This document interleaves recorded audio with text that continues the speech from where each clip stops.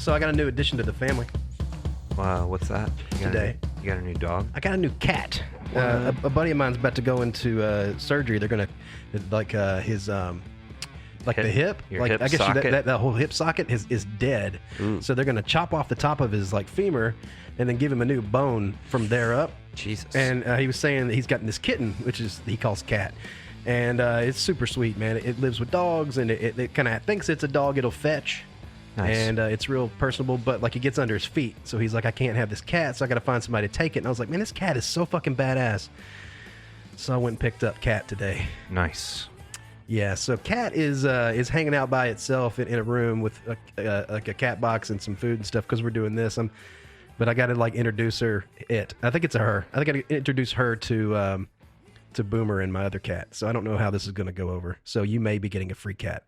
Oh, well, I mean, I got my cat actually for my dog because, working on film sets is like long hours, and I was living in this like little apartment in New Orleans, and I just felt bad leaving my dog in there for, so long. And they got along pretty well, pretty quickly? Super quick, but she was super young. I mean, I had to bottle feed her. No shit. That was super young. Yeah, and so I didn't know how he was going to react. I mean, I had a big cat when he was a puppy. I brought him home at 4 weeks, and I don't know how old this kitten was, but I was like, I mean, she fit in my hand, and wow, so that's a really tiny cat. really tiny, and so I came in and I was like, I looked at B and I was like, I sort of shook my fist at him and I was like, motherfucker, you better not fucking hurt this cat, and then when I presented him the kitten, he like was scared of it and like put his no shit. Yeah, and like shied away and put his face in the corner. And when was this? How old was B? It'll be like 5 years in like April. But and B just had a birthday. he just turned 11. Wow. He's doing pretty good for an 11-year-old. No, man, he's like he acts like a puppy. He like wants to jump up on you and lick you and say, Yeah. "Hey, what's going on?" Like he's way more lively than my 7-year-old dog. Oh, good. That's good to know. I mean, Yeah. I started him on like stuff for his joints because I know German Shepherds have like problems with their hips and all that stuff. But so he was scared of this tiny little. He's like a 95-pound German Shepherd mix, and he was scared of this tiny little kitten. But then by the next day, he was licking her and her brother, and then and then they immediately like started cuddling, and it was ridiculous. And Where's the brother now? I did. I couldn't take two cats, so I get a friend of a friend has it, and every once in a while I'll get like a picture, and Oh, that's cool. yeah, but yeah, they're doing well. Well, awesome. Well, welcome to the podcast. This is episode 5 with our friend Ben Abney, right? Yes, Ben Abney. This is the first time. Well, actually, no, I met Ben Abney. We've been Facebook friends and stuff for a while, but I met him at the bar with you. But when we were kind of talking about getting this thing going, yeah, at the P&H, and then and then we hung out here. So it was kind of cool. So kind of the second time I got to really hang with Ben. But you've known Ben forever, right? I've known him for a long time. And I don't know when he and I really got to. I mean, we knew each other like peripherally, and I want to say it was like 7 years ago that we really got to be start to be super tight friends, and he's one of my favorite people on the planet. Total sweetheart. Yeah. Super talented. One of these people who like what's the style of music that you're saying that like where you start out kind of punk rock but you move into we need country? I need somebody needs to come up with a word for this genre of like punk rock guys who end up playing folk and or country music, because there's a lot of them. I mean, Ben's one of them, but people like Chuck Reagan and Tim Berry and Even Austin Lucas and Aaron Lewis. Ugh, no. He went from like playing, I don't know, like douche butt rock to like, and then to apologizing about it in his country songs. He's I signed. It's like I went to L.A. and signed my. The devil made me sign my name, and he's like, and he's doing I grew like up on a dirt road. Yeah, now he's doing like the Kid Rock thing where it's just like pro America. It's like right wing. Three Doors Down stuff. Yeah, we're gonna. Yeah. Yeah, I mean, play. They're playing to their audience. I think at that point you're just trying to make money. A friend of mine saw Kid Rock couple of years ago at Gretna Fest, which was this across the river from New Orleans, and it's just super hillbilly-tastic. And anyways, he saw Kid Rock, and he said there's like these big screens, Yeah.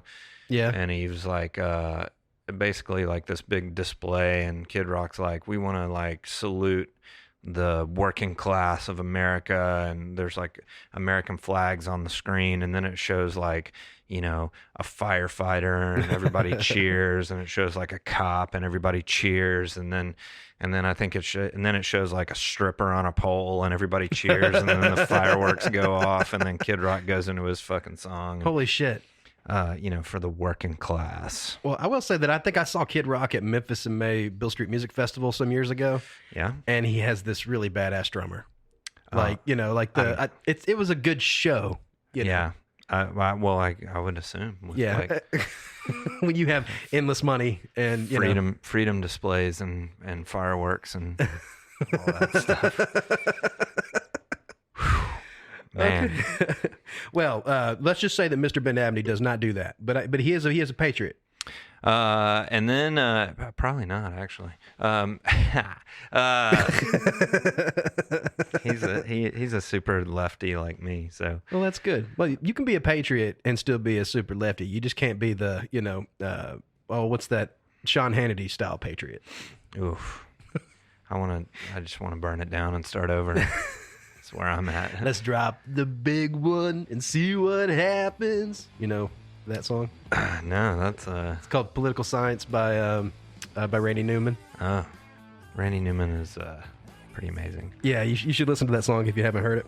But this is the first podcast that we've actually had somebody come in and play us a song. Yeah, it's really cool. I like being there for that moment, and it's kind of special because it ends up being a recording that was made just for you, just for your ears. Yeah, I definitely want to do more of that and encourage people to bring stuff in.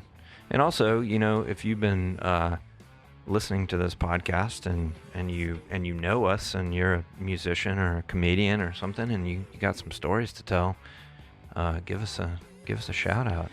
Yeah, or even if you don't know us and you're coming through Memphis or whatever, you can reach us at tourrorstoriespod@gmail.com. That's TOURROR storiespod@gmail.com. You can also subscribe to us on iTunes, and please leave a 5-star review. It helps people find the podcast and become a listener just like you. You can get us on Twitter and Instagram at Tourror Stories, and on Facebook at facebook.com/Tourror Stories.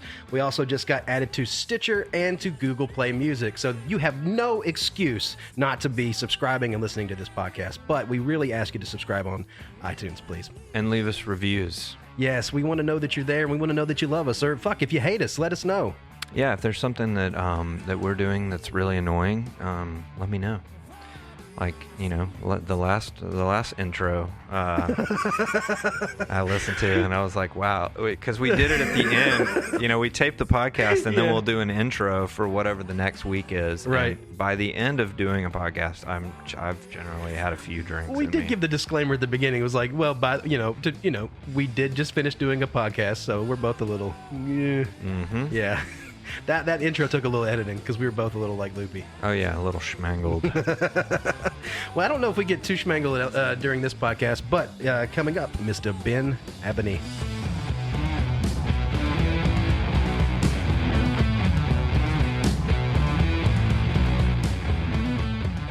Delicious. Going easy tonight. We've been doing this a few times. Like I said, this is you're our fifth, and every time we get schmangled. And you're the third this week. Oh, yeah. I lost sound. You lost sound? I did. Yeah. Check 1, 2. Checking. It's just, there it is. Sorry, just had to get you level. Yeah. So yeah, we just, usually I buy whiskey and we get schmangled. Well, I can't do that because I have to teach children in the morning. Yeah, what do you teach? Music. Well, that's kind of fitting, right? Yeah. So you're like a music teacher at like a high school or something? Preschool through 8th grade. Okay, that's cool. It's a Catholic school here in Memphis. Nice. So does that make you, when you're on stage and stuff, does that make it where you're kind of like guarded, where you can't, No. Because you feel like you have to... No, not at all. Good. So I'm like that all the time. Well, this will be interesting then. Yeah, you don't really say terrible shit ever. I don't. No. This could be the thing though. This could be the thing that ruins your career. It could be. This podcast? This podcast could ruin me. Oh, shit. Oh, wait. Can I say that? You can definitely. I hope so. Yeah, so welcome to Tourror Stories. We're here with Ben Abney, one of my favorite people in the world. And I got two of my favorite people in the world here. Oh, man. Oh, I like you guys. I like you too, bro. you're one of my favorite people in the world. Yeah. Well, I don't really know Ben, but I'm hoping to, you know. We're get gonna to know you change more. that. We're gonna... Nice. Cheers. Oh, cheers. Cheers, everybody. You just had a record come out. I did. It's called Workhorse. Okay, I've been listening to that all day. Have you? It's very nice. Thank you. Yeah. Good night, man. That's the single that came out before the record. It was kind of a. It's not on the record. Oh, really? No, it's not on Workhorse. It just it has this similar artwork. And Oh, that's okay. So I got confused. So the one that I liked from the other one was Farmer in the Sun. Oh, Yeah, it's a good song. Thank you. See, Jared does his research. Well, I'd never really listened to your music, and what's interesting is like the style that's on Apple Music, which is from like 2008, is a little different. It's like folky, I think, It is than what you're doing now, which is more toward the countryside, right? definitely. Yeah. That older stuff, I was pretty much by myself, so resources were limited as far as instrumentation, and Yeah. I didn't have other people with their input helping me out, because I like to play with other people. I like being in a band. I don't really like playing by myself. I at least like to have my fiddle player Marianne Bell with me. Right. I was wondering that because as I was listening, I was wondering, okay, so I know he's like a singer-songwriter, and then there's all these like really thick harmonies, and there's all this like, there's guitar solos, and there's like really awesome fiddle stuff, and there's even some cool harmonica stuff. I was wondering what of all that you were playing versus, were they studio musicians and... Well, on Workhorse, Ben Abney from Dead Soldiers started playing with us about midway through recording that record. So all of the lead guitar is Ben Abney. Brent Hale, who is in No Comply, a hardcore band here in town, he plays bass. And I just picked up Luke Stubblefield on drums, but he's not on that record. Marshall Sanchez played drums on that record.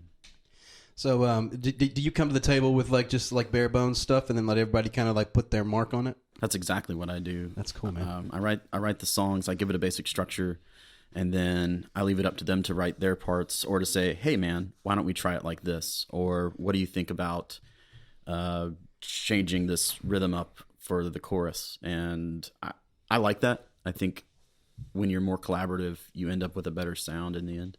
Yeah, I dig it, man. You said that you have some like really old stuff on Apple Music? I do. One of them is just sort of a demo.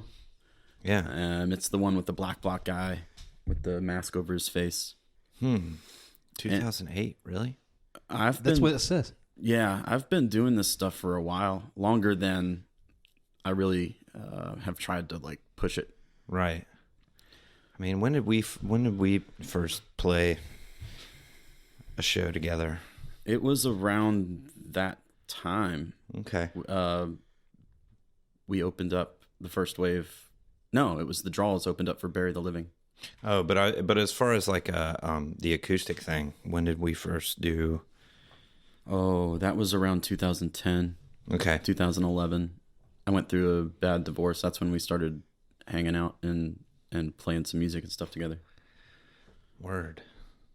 Yeah, he and I would play. We played some shows together, and I have a very sort of irreverent, sense of humor that Right. in between song banter. Not as much anymore, I don't think, but back then I was really Crass. I was really crass. And so Ben, is like the talent, and then I was just sort of the comedy relief. But we would do we would trade off songs, and it was pretty fun. That's cool. Sometimes I would have to play a gospel tune just to balance him out. And then I think, wasn't it? Was it your wife's family that was there at one show? And I was talking mad shit. That's exactly right. her aunt and uncles from out of town were at that show. They're very, very Catholic. I don't know if anybody told me to tone it down. No, Man, no, I don't. I didn't want That's you to. just Christian. Nobody warned me. Yeah, I didn't want you to tone it down. I liked what you did.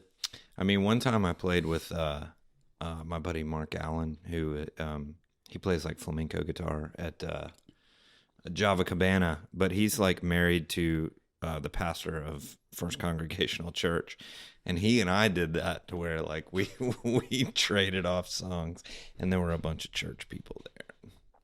Yeah, I went over real well. I'm sure you did. I'm sure.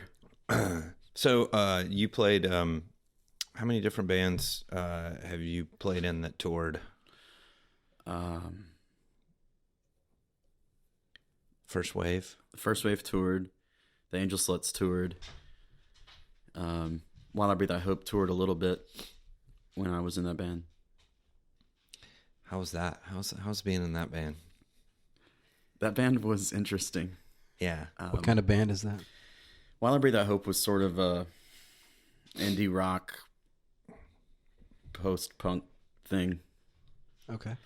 All the guys in the band are like super solid dudes. They're all like really great people. But I remember like I jammed with those guys once or a few times. Yeah. And it was so interesting, like the dynamic. It was like a song would end and like no one would talk. There would just be this awkward silence. Just crickets in the room. Yeah, just crickets in the room. And I'm just used to being in bands with like Lots of high fives and yeah. And lots of shit talking and Right.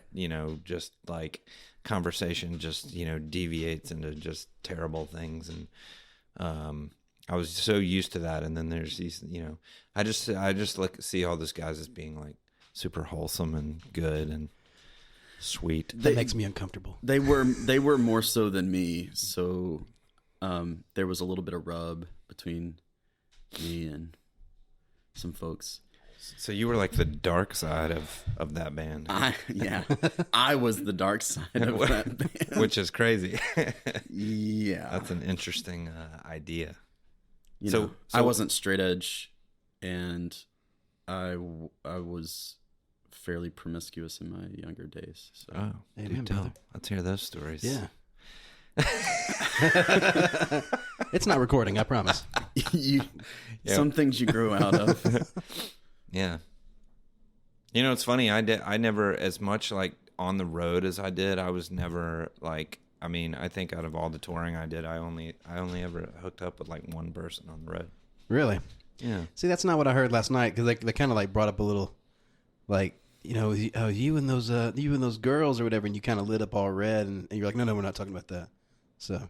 Oh no, I think they were talking about like these Polish girls that I hit it off with, but it wasn't like it wasn't didn't like get there? physical. We were just like, it was like a magical time, but nothing naughty happened. It was very good and wholesome. And Of all the touring that I did, one time, and it was weird. It was like after the show, she comes up and she's like, "Hey, it's great. Let me get up." Everybody left me at the show. The band left me with the merch table, and she said she would give me a ride. I bet she did. what band was this? I don't want to say.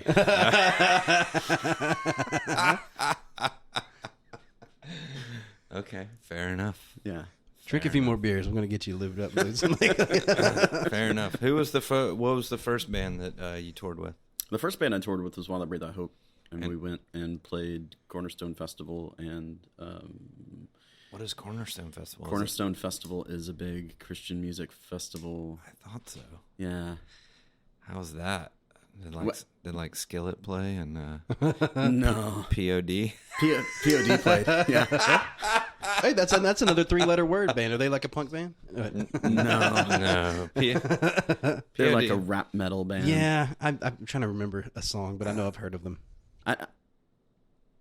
Yeah. I'm not Didn't gonna they? sing Wasn't one. that them that had that? They had that song that was like, "Here come the boys from the South." I think so. It's like, boom, here come the Boom. Here Yeah. come the Oh, ready or not. yes. How do you like me now? Yeah, that song.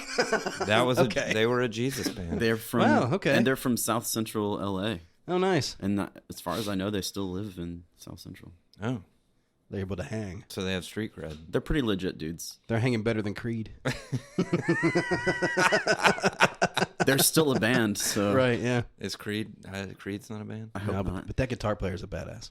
Yeah. I loved when when the singer for Creed just was publicly losing his mind. You know, there's always like just laying on the stage drunk singing. no, like he was putting up these he making these YouTube videos about there being conspiracies against him and the government was trying Oh to get shit, him. he went off the fucking bed. Oh yeah, he went off, and it was man, there's this satisfaction that you get, because it's the guy that makes the worst fucking music in the world, who doesn't deserve fame at all, and you're just watching his fucking whole thing crumble, and you're like, yes, yes, I felt bad for his family.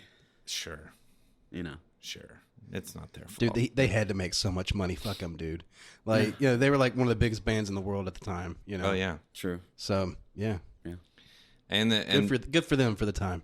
oh, and there's plenty of great shit. Have you ever seen the video of that guy singing the national anthem at a car race? Sir, Oh can man, you see? exactly. It's exactly that. It's at it's like a NASCAR event or something. Oh, that's even better. Oh man! Oh my God! There's dudes because NASCAR drivers are covered in corporate logos, and so there's dudes with their hands over their hearts, covered in corporate logos, and then there's a Ford truck with a giant flag. Oh yeah. Coming off the back of it, and it's going around the track, and then the Blue Angels fly overhead. It's the most American thing I think ever. we need next is the Harlem Globetrotters to run in at the last minute. It sounds like my childhood. I grew up down the road from the motorsports park, so I could hear the cars running every night. Oh, that's cool. Did y'all go when you were a kid? Yeah, we went some. Yeah. Yeah. I got kind of bored. I would fall asleep in the stands. I mean, is that is that a Millington thing? It's Very. let's go to the track, man. Yeah, man, especially for Test and Tune night on Thursdays. For what? Test and Tune nights where you can take your own vehicle up there and Blow your engine out? yeah, see what your car's got against some other people's. It's usually just a timed Oh, so course. it's not like they're putting you up against a race car. It's other people. Yeah, it's other people. It's like you're racing for pinks. Well, not quite. Yeah. But I bet whoever won that was the big fucking dick around town, huh? Around Millington. Had to be. Yeah, I mean, having your car in Millington was a big deal because there wasn't anything else to do. So I had a Camaro. Yes. That was my first car. Did you race it? No, What year was it? it was a 1987 T-top. Dude, I had a '87 Camaro as well. Did you? Was it yellow?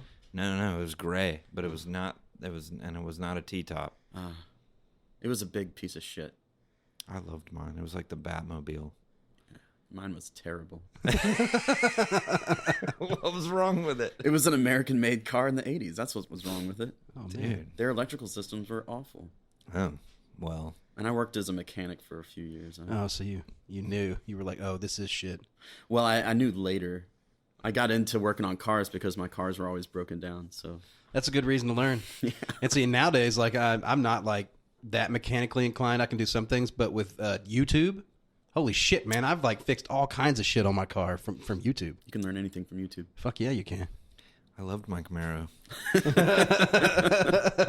I loved mine at the time. I mean, I did 130 miles an hour in it once. Yeah, all I knew was, I was 17 and Yeah. and it went fast. Same. That was all I knew. Car Same go here. fast, look cool. Car go fast. Yeah. There was no real back seat in that car. So there was no fooling around in the back seat. And there was a big center console, so there wasn't any fooling around in the front seat either. I think that's why my parents were like, "Yeah, you can get this car." I mean, do you guys ever like really fool around in the backseat? I don't know. Maybe it's because you guys are like half my size. But like whenever I like, it's like I just can't fucking. Where's your fucking knee? I just fuck this. No, man, I can't do the backseat. That's why I like vans. Just put a mattress in the back. There's actually you can stretch out, make some good room. Oh, They're man. good for hauling stuff around and Yeah. parking down by the river and hanging out. I don't know. I mean, I guess I can't think that I've done anything in a back seat specifically, but I know like maybe in the front seat with the seat laid down. Yeah. I tried to do that with a girl one time outside of her parents' house, and then when she crawled over, her like ass hit the fucking car horn. Oh, man. It's just like, oh fuck, you just ruined it. Amazing. So I'm like, yes, of course, Wasn't meant to be. it was not meant to be. But that's part of the thrill. Like when you're young, like remember like going to somebody's house or being at your house and you're like making out and like the parents are in the next room and you got to be like quiet. And Oh yeah, so that just was, gotta go real slow. yeah, that was like pretty hot, Yeah. Being young was fun. What's that? Being young was fun. Being young was. All right, so let's go back to so your first tour was with While I Breathe I Hope, and you guys played the what festival? Cornerstone Festival. Cornerstone Festival. Where was it? It's in Bushnell, Illinois. And how was that? It was fun, man. There were at the time there were a lot of hardcore bands and metal bands, and it wasn't your praise and worship type bands. It was like heavy stuff mostly. Your most mainstream thing was POD. Right. The rest of it was like pop punk, and there was even like Christian crust punk bands and stuff like shit. that. Yeah. What was the '80s Christian band? Starliner. Starliner. Oh, Oh, yeah, you're it was like an '80s like style rock Christian group. like the hair metal one? Yeah, hair metal one. Yeah. I remember You're thinking Striper. of Striper. Striper. That's what it is. My bad. I'm gonna say Starliner. Black and Yellow, man. They're Black and still Yellow, around. Yeah, They're- they're still around. They're Yeah. still putting out records. Yeah, I forgot They about are that band. they are actually playing at Graceland in June or July. No shit. Striper. Striper. They're doing shows at Graceland now. They built this like sort of arena across the street from the mansion, and they're like it's like a venue in town.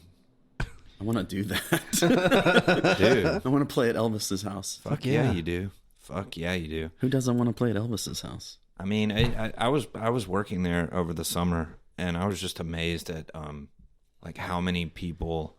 I was like trying to do the math, but because like I mean there's tour buses like all day. I mean one after the other, full of people all day from 9 to 5. And I think I did the math and figured out that like they're making like $30 million a year just in tours, and that doesn't include like merchandising and of course all the the whatever Elvis's records are making. Right. So they're killing it over there at Graceland. I hope I make that much money when I'm dead. Yeah. Wasn't he like? I think he was like going into like bankruptcy and shit. Like, or like they were in trouble, and then they're like, "What are we gonna do? What are we gonna do?" And they put the house up, and they're like, "Okay, turn this into a museum," and then turned everything around. Oh, They're actually able to start. I think they were down to their last $1 million, and it was like costing so much money to keep everything running. So that's kind of why they decided we need to turn this into a museum. We need to do something to figure this out, and they just like turn the entire company around. Well, and then they also built a guest house next door, which is basically like a resort hotel, and it was really nice. I mean, I was there. It was so crazy. I mean, over the summer, I was working on the Hallmark movie Christmas at Graceland. yes. But Apparently, we the were- best of that 30 films that they did that. Oh, it was. I think it was the highest grossing Hallmark Christmas movie at this point. So they're making a sequel this year. Nice. So I'm gonna get that Hallmark money again. But it was crazy just like being, by the pool at the Graceland guest house, and there's just like people who are not from here, and they're just like swimming, and it was totally like didn't feel like Memphis. It was like how is this in Memphis? Like people are on vacation, And it was like a side of Memphis that like I don't see, That makes sense. But anyways, we got to go to Striper. I'm down. I'm down with going to Striper. I mean, I just know that one song, "To Hell with the Devil." To hell with the devil, yeah. That was good. What's the black and yellow one? That's Striper. No, that's it. Okay. That's like every Striper album. they were Okay. Yeah. the Yellow and Black Attack.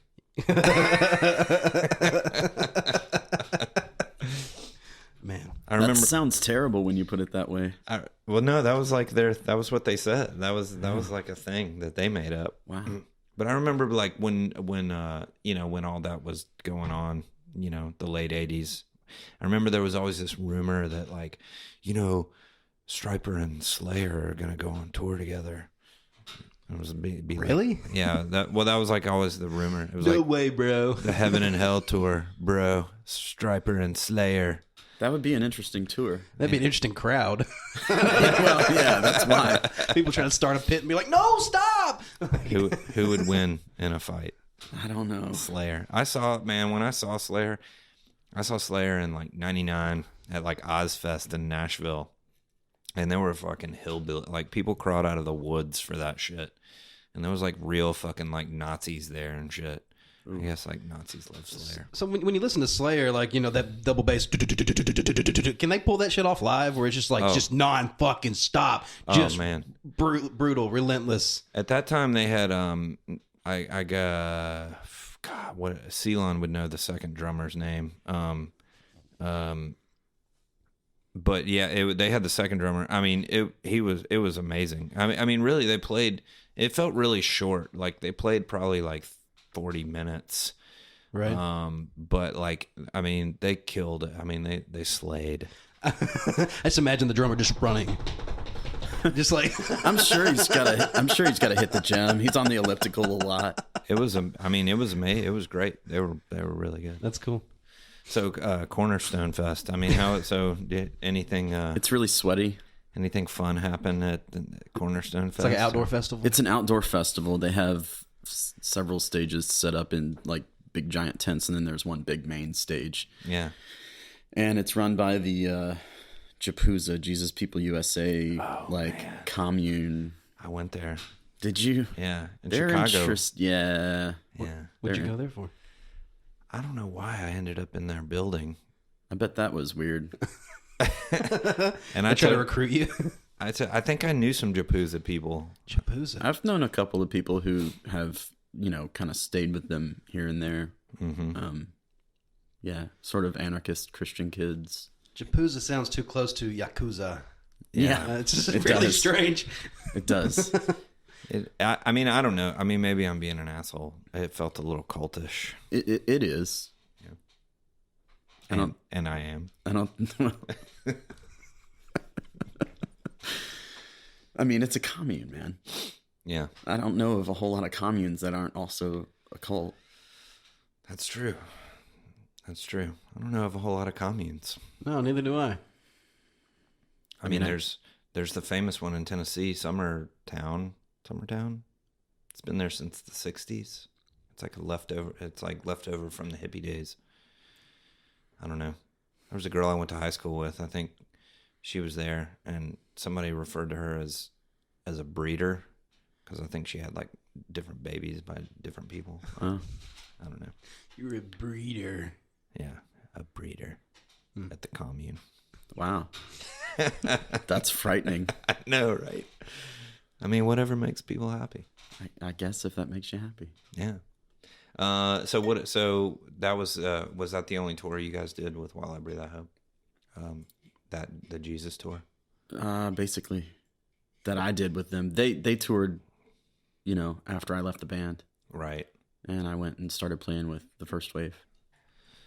And then you guys went on some tours. We went on some tours, yeah. I bet those were more interesting because the First Wave had some shady characters. There were some interesting folks in the First Wave. We shared a few people with While I Breathe I Hope because I left While I Breathe I Hope, and then the drummer and the guitar player in a short period of time also left, and we all ended up playing in the First Wave together. And was that Shank? Schenkel, yeah, Matt Schenkel and Justin Toland from Dirty Streets. Oh wow, I forgot Justin was in that. Yeah, he toured with us. He played guitar. I played bass most of the time touring. Played guitar on the records. multiple records, and then played bass on tour. So the first wave was more like street punk. Yeah, Yeah. definitely kind of along the lines of Street Dogs. And So you guys had some like interesting crowds. we had a lot of we had a lot of spiky bracelet punks with mohawks, and we had a lot of like trad skin, rude boys and stuff like that were real into that band. I think somebody from that band tried to fight me once. That's highly possible. That's highly possible. It wasn't me. No, it wasn't you. Because I knew who you were at that time. But yeah, it was. I think he was either like in that band, maybe before you, or maybe he was like loosely affiliated. But this was back when George Bush was president, Bush the second. And I remember me and Anthony Taco played in Akasha together, and we did a show where we had a like voter registration like drive, like at the show. That's awesome. And so we were like passing out flyers for that, and this flyer we had a picture of George W. Bush and like a chimpanzee, and they're like making the same face, I remember that flyer. That was funny. Yeah, well, we were passing them out at a show, and Anthony, who's like, the sweetest kid in the world, somebody I had heard he was affiliated with the First Wave, but he was like, hey, let me see that. And he like grabbed the stack of flyers out of Anthony's hand and just threw them. Oh, wow. And then I like grabbed his throat, and then some giant dude got in between us. And There were a lot of giant dudes around that band. I was really happy to have like giant friends. Yeah. Who liked me because I wasn't about to get into any fights. It is nice. Why is this band causing so many fights? What the fuck is going on? Was it just the style of music? Or was it just like anarchy? It was definitely the style of music. I mean, that band was very, very like pro-union, pro-socialist. We had sort of opposing views. Like I was much more of a leftist, and some of the other guys were not. So while they were like pro-union, they weren't necessarily leftists, or even some of their views were oppositional to my own. Interesting. Yeah. Man, I'm here to play music, man. that's got to be tough. It was weird. We had, we had enough in common that we got along well, and we all liked playing cards. Mm-hmm. We played a lot of poker. And probably everybody drank a lot of beer. No. No? No. One of the guys didn't drink at all, and so we just didn't drink a whole lot. We all lived together, and because he didn't drink, the rest of us, when he was around, we didn't drink either. Oh man, living together and then going on tour together. Yeah. We spent a lot of time with each other. Yeah. Was there any were you ever in any bands where there was just like a big fight, physical or just like screaming? Yeah. The singer from While I Breathe I Hope and I really got into it a few times. He and I were like oil and water. I forget who that was. His name's Jeremy Townsend. He's still a friend. I mean, I still like him. But, yeah. But we got into it a good bit. Yeah, like being in a van with somebody for an extended period of time really tries your patience. This was before we even got in the van. We were trying to get into the van, and it was my van, and he was like, I'm going to ride shotgun. And I wasn't driving the first leg of tour. And I was like, no, man, I really think I should sit in the front since all the information and stuff is like in my name. And he's like, no, I'm driving. I'm riding shotgun. I was like, no, man. And it was just, that wasn't even really where we just rubbed against each other the wrong way, Mm-hmm. And that was the straw that broke the camel's back, I think. That's why you got kicked out of the band. I got kicked out of the band because basically I wasn't straight edge, and I don't know. I wasn't into the stuff they were into.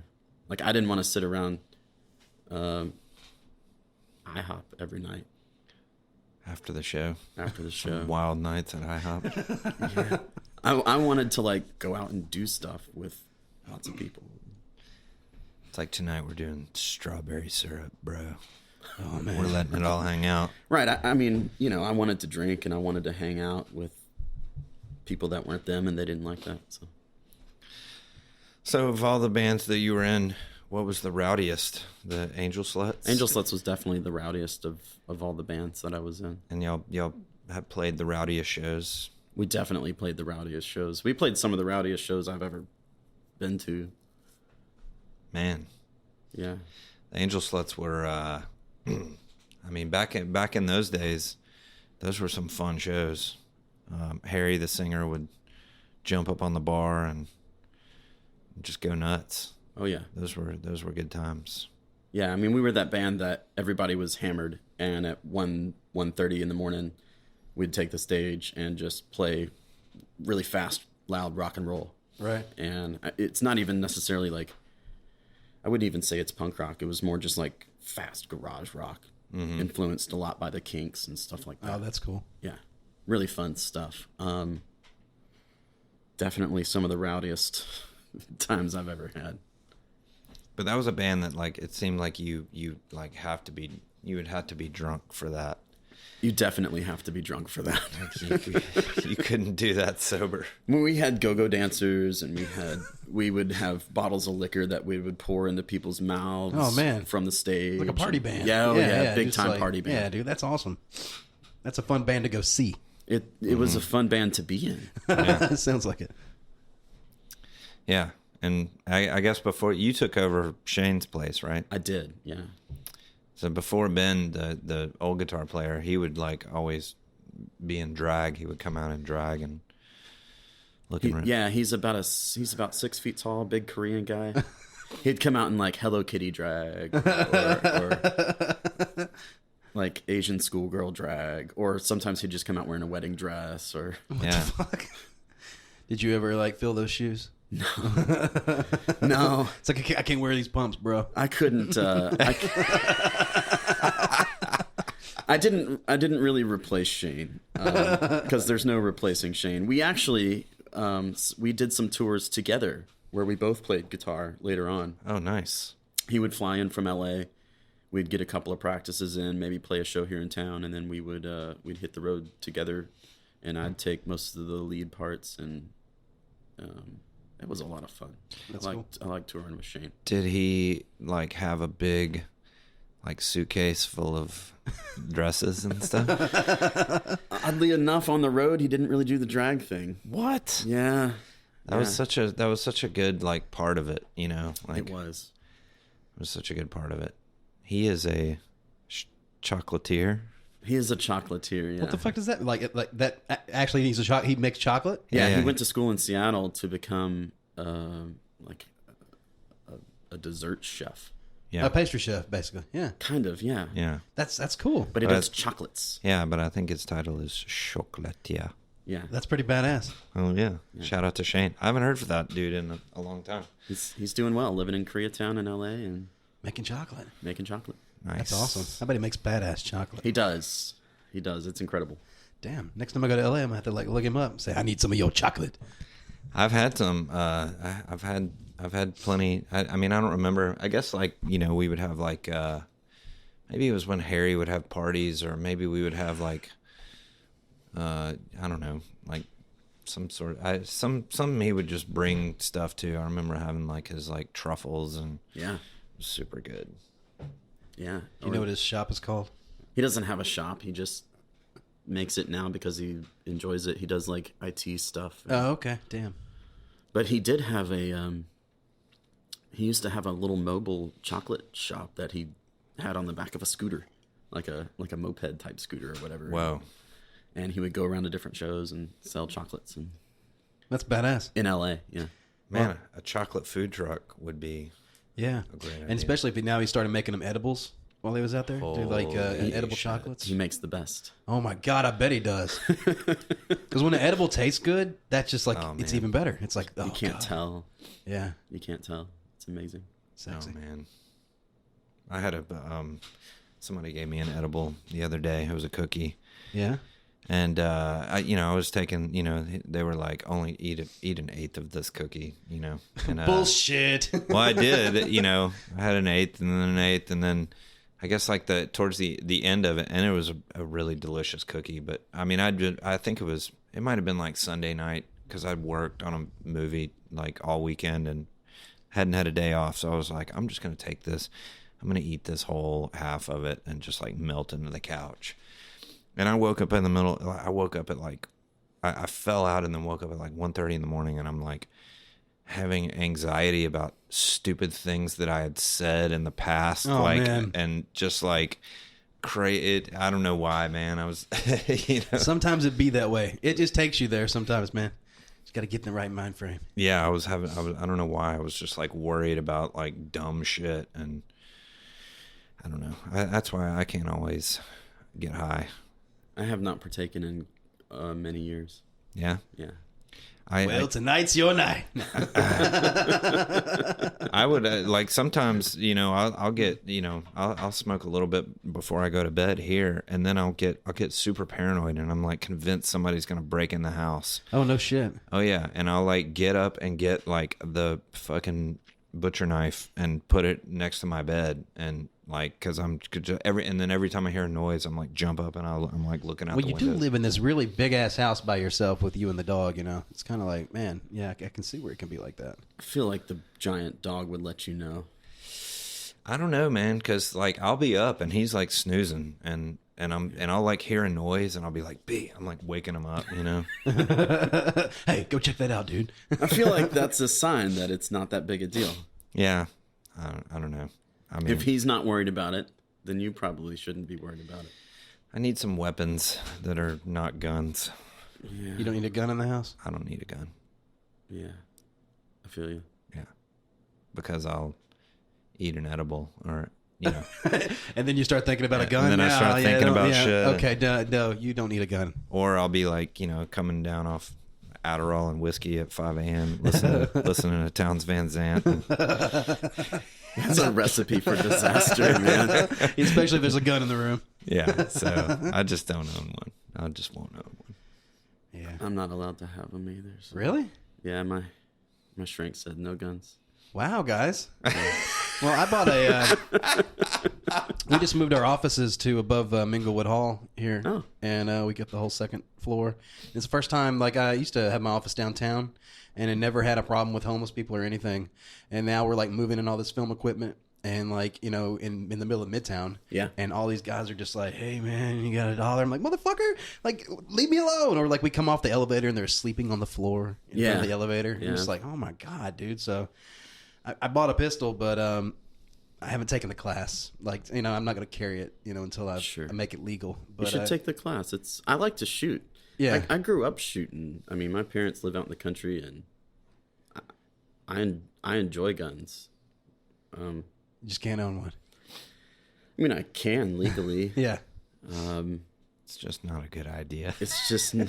Well, my old roommate, who's in a band called Risky Whispers here in town. I've heard of them. But he's the same way. He's like, man, I just don't want it around. You just never know what can happen. Because sometimes you can just get there. I worry more about my 6-year-old. Oh, that's a big difference. Yeah. Yeah. I'm not really worried about me. I just worry about having a gun in the house with a kid. Yeah. Mm-hmm. And it's a bigger responsibility. Yeah, absolutely. And, I mean, but as far as going down to my parents' farm and shooting down there, I thoroughly enjoy that. I'm headed deer hunting tomorrow, boys. Awesome. I'm gonna get me one. It's cold enough for it. Yeah, well, it's bow season, so it's kind of cool. So you're not wearing any orange or anything. You're like stalking around, Is it like? Does it go back to bow season? Because wasn't it? It starts off with bow. Starts season. off with bow. Bow, then And then muzzleloader, muzzleloader. and then modern gun, and then it goes back to muzzleloader, then bow. Yeah. Okay, Yeah, interesting. so we're in the last season. We're last kind of hunt of the season. Oh, so we're getting there. So you're going bow hunting? I'm going bow hunting. Interesting. So you stalk with your bow? Yeah, and then, or try to bush get because you have to get so close, Right. like within 30 yards ish. Yeah. Mm-hmm. So unless you're a badass, which I'm not. But normally, if I see one and I've got a good shot, I get it. So I'm hoping to come back with some meat, boys. Man, deer meat's my favorite. Well, cool. So next time we do one of these, either way, because I got some at the house, I'll cook something. What do you want? Man. Yeah, we'll do some chili or some something. I love it. Yeah, it's my favorite too. Nice. Love it. You have to come back. All right. It always bugs me when people are like, I don't like it, it's gamey. Well, I put that to the test one time, and so I made some chili, and I invited these people over, and they ate it, and they were, oh my God, this is so good. And I was like, yeah. And after everybody had settled, I was like, well, by the way, that was deer meat. And they were like, like trying to make themselves vomit and shit. I was like, that's bullshit. You are full of shit. Yeah. Like, yeah. So It's cleaner than you poisoned me. it's cleaner than meat industry meat. Yeah. Yeah. People that are against hunting, I don't think they understand the environmental reasons it needs to be done. Yeah, for just population control alone, or just disease control and all that. Right. Yeah. And it's delicious. And it's delicious. And if you take the money like involved to go hunting and for per pound for deer meat, it's more expensive than like getting lobster. Like, yeah. So I mean, so it's like super bougie as well. It is. Yeah, but I mean, if you get a deer, I mean, a whole deer. I mean, that'll feed you for the winter. Season. Yeah, totally. Yeah, So, absolutely. And I mean, I always think about like, I think your like carbon footprint. Like if you're a hunter and you go get a deer and you eat on it for a season, your carbon footprint is way less than like a vegan who drives to Whole Foods and buys all their groceries. And the quality of your meat is better. And deer Yeah. meat's lean. Right. It's good for you. Yeah. Yeah. It's way better than the industrial meat industry. Yeah. It makes damn good tacos, damn good spaghetti, and even like good roasts. And it's anything you can do. You treat it as beef or lamb. Actually, cook it kind of as lamb. It's delicious. Because you can't make a deer steak, can you? Well, You can with the backstrap. yeah, you can with the backstrap, and the what I do is cut it kind of thin, and then I'll kind of pulverize it a little bit, and then on both sides, and then I'll dredge it in flour and then fry it.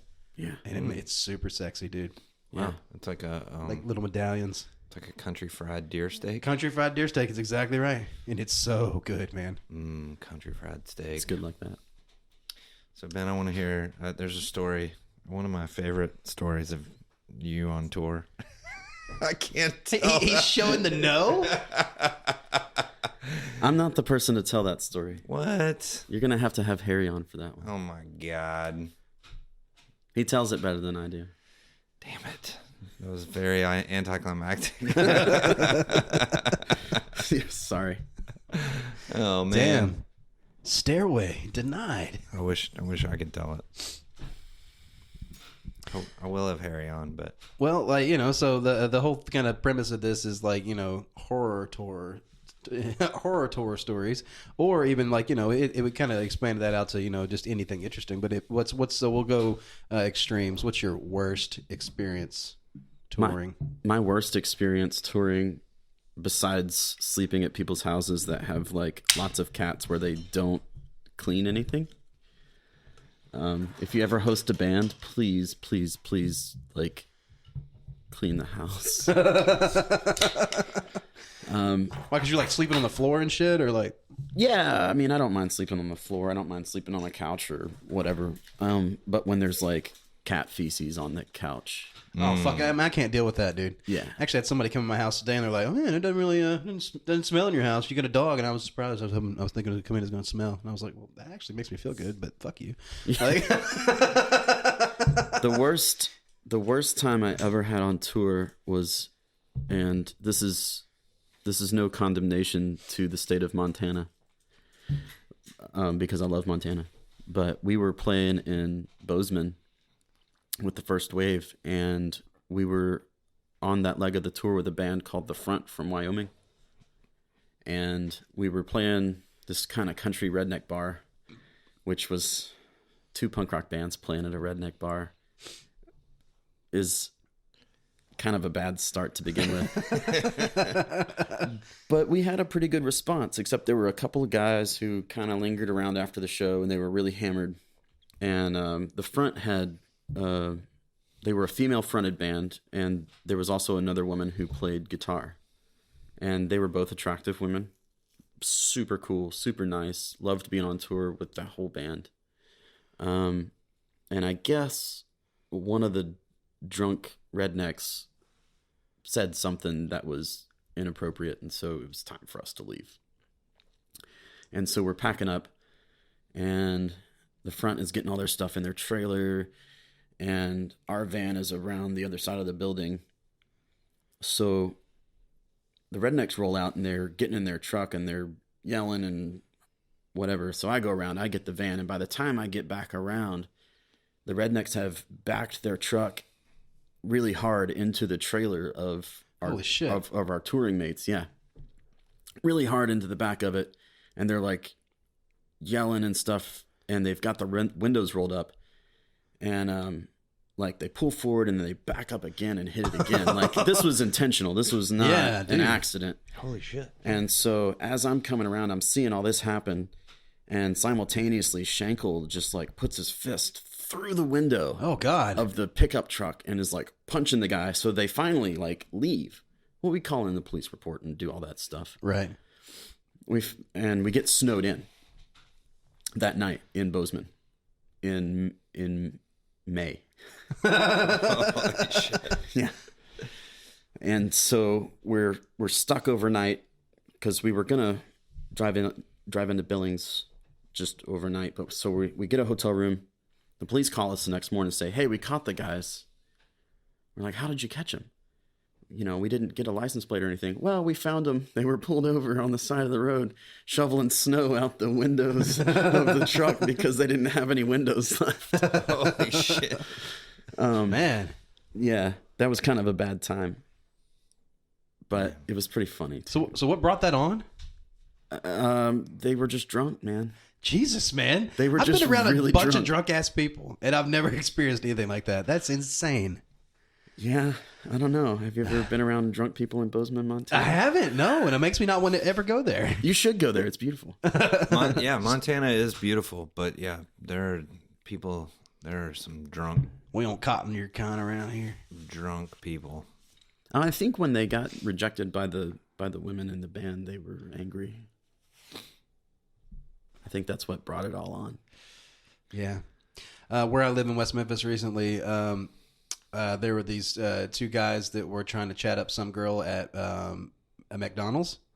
And these couple girls, and they were like, they didn't really show them any attention, so they pulled out a gun and started shooting at them. Jesus. That's Basically like, fuck you. That's insane. Jesus. So yeah. What is the saying? Men are afraid women will laugh at them. Women are afraid men will kill them. Yes. Yes. Wow. Man, that's terrifying. I've never heard that, but yeah, you're right. Yeah, it's terrifying. I mean, eventually they need to start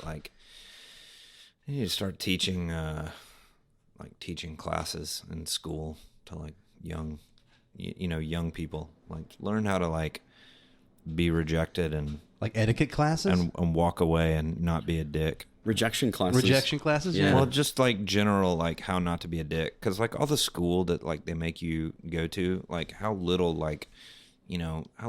personal behavior shit do we learn? They just sort of expect everyone to know the rules, but I think I think what young men are learning is the wrong thing most of the time, especially when it comes to feeling like they've been slighted by some woman. And I've heard a million songs about murdering women. Yeah, That's not a healthy way to deal with rejection. right. Take that, Eminem. You can be sad. If somebody rejects you, I certainly understand being sad about it, but anger, I don't get. Yeah, I think people build up this thing in their head where, I'm going to be with this person and this is going to happen. Or especially if it's if it's something somebody you've been after for a while, then I can possibly see anger. But having that where you'd react violently, I don't know. I guess it's about possession. Yeah. It's like a certain type of person. Maybe we should have classes about how young men don't possess young women. You don't possess anybody. but also, I'm sure. But I feel like part of the issue is as a culture that we, it's almost they paint having a relationship, being married, having a family, having kids as the end all be all of human experience, and that is if you don't do that, then you don't have any currency. And and so, people are so, I mean, God, man, people are so desperate and, to want to be like fulfilled and in like having another person, and then when they can't have that, they feel, rejected by the world at large, and God, it's like there's more to life than just like being in a relationship, Absolutely. Yeah, but people, like humans, we're, believe it or not, we're like, we're community people. We're community creatures. Like we social creatures. Yeah, we need other people. Even the people who you think that are like hermits or whatever, they still are trying to connect to people in some way. And they kind of you kind of need that to even be like a healthy person. And so I guess that if you don't have that in your life, then then you lash out in a way, when you're trying to get there, and you just don't know. You just don't, I guess you just don't realize that there's better ways to do that. And I think there's a lot of people who don't. There's a lot of people out there in the world who like don't have a purpose, and so they're just sort of floating around, like the universe has no like inherent meaning, it's like, it's only.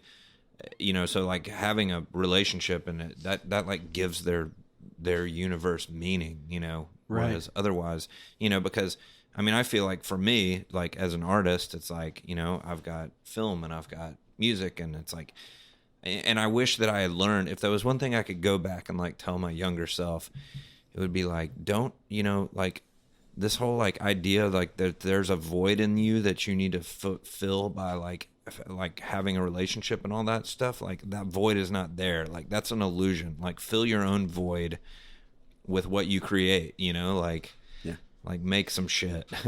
My dad's only ever told me a couple really solid like advice things, and one thing he said is like, you cannot make someone else happy. You can only make you have to make yourself happy. And then once you're happy, and if you're happy with yourself, then someone else will feed off of that energy. But you can't, like, in a relationship, you can't make it your goal to make this other person happy, because then you also got to, like, you got to be happy with yourself before you can be happy with somebody else. Sure. So I think there's that big thing as well. So, like, I'll be honest here. I'm a big depressive person. I've got issues and stuff, but lately I've been trying to get my shit together, and I've realized that, like, actually putting time into myself by exercising and trying to do things better, I just feel better about myself. And or just feel better in general. It makes you like want to get up and get off the couch and want to do something and try to pursue things, because we all got big ideas that we want to do. I mean, shit, but you just got to jump in there and do it. Absolutely. Yeah. Absolutely. Yeah. I mean, I think everybody at this table struggles with some type of depression. I know I struggle with mental illness. I try to be really vocal about it. I'm bipolar, and my depressive episodes are miserable, just like so many people's are. Yeah, but you've got this really cool outlet where you can actually focus it into music, man. That's exactly what I do with it. Super amazing. Like I've written a bunch of songs and stuff, but I can't get it to the next level. I've been playing guitar since I was a little kid. I've talked about this with Christian. I was like, not the kind of guy that like, it's hard to get out of the room. Like you can sit in the room and play and all that, but like getting out. I mean, I used to play on Bill Street and stuff when I was 16, but like, since then, I'm just kind of like, I've tried to do some open mics and shit, and you go out with your personal songs, and I've got this thing where you sit down and you start playing, and then everybody kind of looks at you for a second, right? And they're trying to see, and as soon as you start singing the song, and then they just turn back in and they start talking, and like shutting that off, like we're just okay, cool. I'm just going to focus on this, and I'm going to do this, and instead of getting like really self-conscious. And it just kind of like shut me down. So Sure. like that last time that I tried, I was like, ugh. I kind of got that like freak out moment, and I was like, I can't do this. I just sing louder so they can't ignore me. It's like I just felt it. It's like everybody's like, fuck this guy, and started talking. Yeah. So I always love when when a performer can like play into a crowd and grab that they can get a group of people that are not paying attention and pull them in. Austin Lucas is really good at doing that. He's a master at that. Where he's, he'll, people are like spread out and not paying attention. And he's like, he'll like bring them in, he's like, come right here. And he almost gets them to like stand on top of him, and it gets the crowd to push in on him as close as they can. And then everyone's engaged, and I always think about that. Like, God, the other night I was I've been to some shows at like Rail Garden recently, and it's such a weird fucking venue. Everyone's like playing Rail Garden, but like there's always this like void, like people are sitting down at tables, And they're so far away from the stage. There's this huge void between the crowd and the stage, and I haven't seen anybody there be like, "Hey, y'all, get up and like come here," and like pull them in, right? But I think that's up to the performer, to. I think it takes that confidence, and that's what I was saying. Like, especially if you're writing songs that are like personal, or, that's kind of where I come from, and I guess it's where anybody writes a song. You don't just like sit down and say, I'm just going to write a song today. It has to have some type of spark. So if you're coming from it's like an emotional thing. It's like music is one of the only things that people like. You can hear a song and it'll take you right back to that moment. The first time you heard it, doesn't matter when it is. It's like it's just like it's like that sense recall thing. That's one of the most powerful things. And so, especially if you're playing it, and if it's new, but I guess like after time, playing it over and over again and just getting more confidence and all that, I think that probably helps that. That helps a lot. And I've been on stage since I was like 3 or 4 years old. Oh, holy shit! Yeah. What were you doing that young? My dad was a Southern Baptist minister, so I've been in like church choirs and singing with my family and stuff since I was a little kid. It's in your blood. It's in my blood, yeah. and my dad's a songwriter too. Oh, that's cool. Yeah, he's a country music songwriter. He's really good. Well, because I was wondering, because like you were in all these punk bands, and like you said, and then like how do you go from that to country or to folk? I started out in country, and when I was a teenager, started playing in punk rock bands. But the first chords I learned were just country, picking chords, and that's why, when I started playing with punk rock bands, I was playing open chords, and they were looking at me like I was crazy because I knew how to play something other than a power chord. That's cool though. And that's such a common like thing. I always like, I wish there was a name for the genre, because sometimes people ask me like, I listen to everything, but one of the genres of music that I really like is like ex-punk rock guys who play country and or folk, and it's like a big, it's a big thing, yeah. That's basically what Lucero is. Like all those dudes were more punk dudes, and right. Chuck Reagan does it, and Tim Barry, and Austin Lucas that we mentioned before, and so there's like a big, it's funny because there's just not that. I don't know what it is, there's not that big of a disconnect. It's not that far of a journey, to go from like country to punk rock to country again, because they're both based on 3-chord songs. Punk rock might have 4 sometimes if you're feeling squirrely, but they're simple songs. They're direct. They're about the truth, and you slow it down, it's a country song. You speed it up, it's a punk rock song. Okay, that's interesting. You add some distortion to it, you've got punk rock. You play it on an acoustic guitar with, open chords, not power chords, but you pick it a little bit differently. It's a country song. Yeah. Depending on the topic, I guess. I get to play with Austin again in April. Yeah, you're playing the Lucero Family Picnic. Yeah, he and I are both opening for Lucero on April 13th. Yeah, nice. That's gonna be fun. I love watching him play. He's really good. You guys are doing that right outside my office, right? At Minglewood? Yep, outside of Minglewood. Yep. So there you go. You could just look out your window. And be like, oh, look, there's something going on. And Will Hoag's playing that too? Will Hoag's playing that. Oh yeah, we went and saw him. We did. He opened for Social Distortion. Yeah, because my friend plays drums for Will Hoag out of Nashville. So hopefully we'll get him. That'd be cool. Them in here. Yeah, and Blackberry Smoke's playing. I don't know much about them. They're good. They're out of Atlanta. I like them a lot. Blackberry Smoke. And the Mighty Souls Brass Band too. Nice. Oh no, they're badass. Yeah, they're amazing. Fuck yeah. Any other good tour tales? There's the time I hit the bird. What do you mean you hit the bird?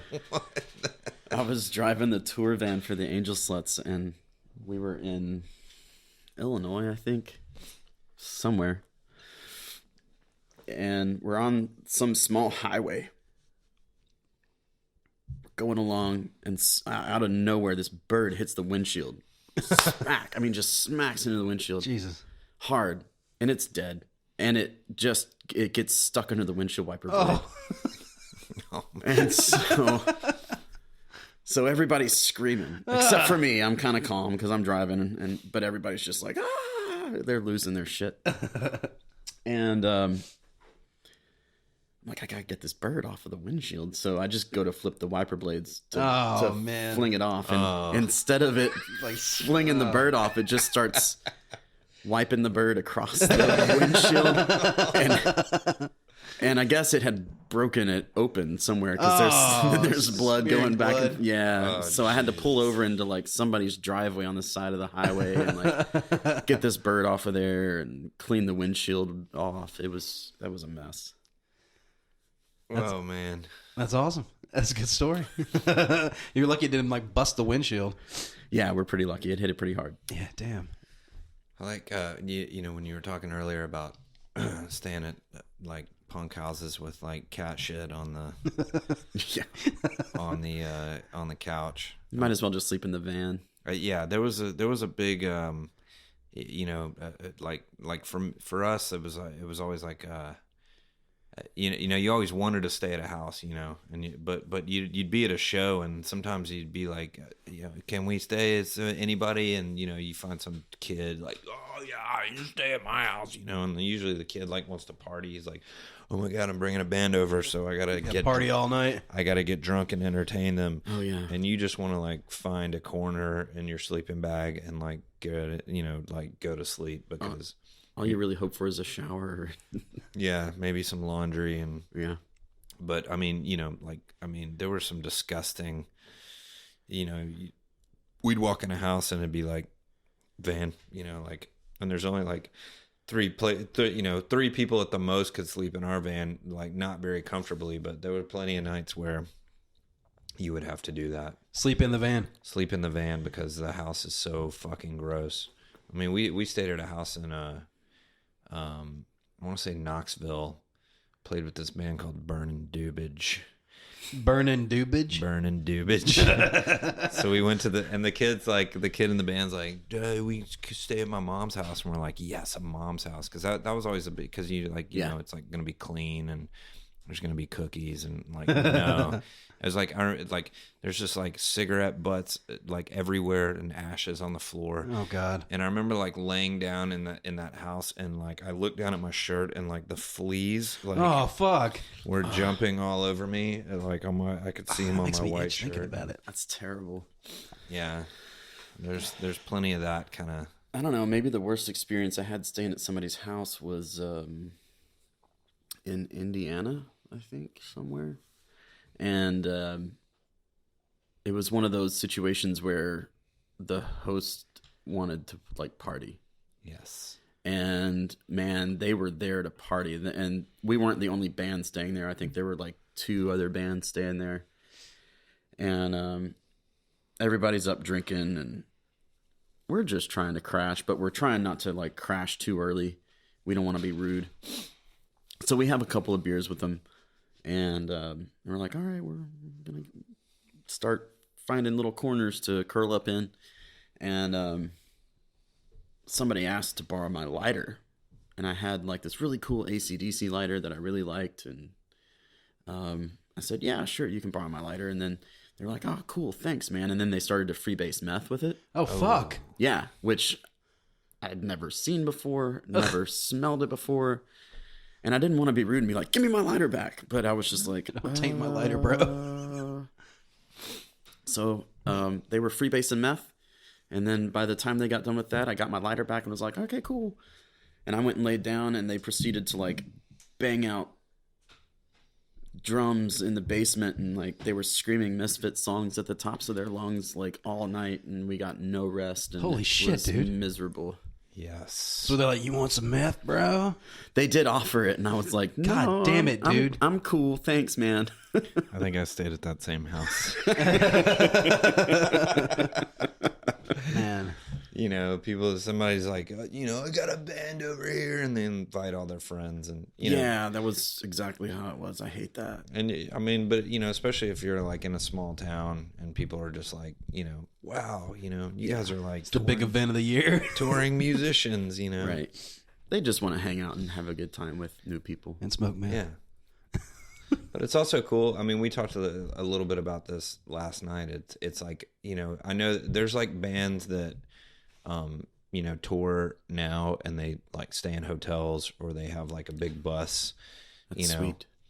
I mean, it's sweet, but then also in a way, it's like the way that, we all had to do it of like sleeping on floors. It's like you really get to see, you get to like meet interesting people. You get to see, I mean, as horrifying as like these stories of these like disgusting punk houses and like weird shit, and I mean, I mean, you're seeing more, you're experiencing more, You get to know people better.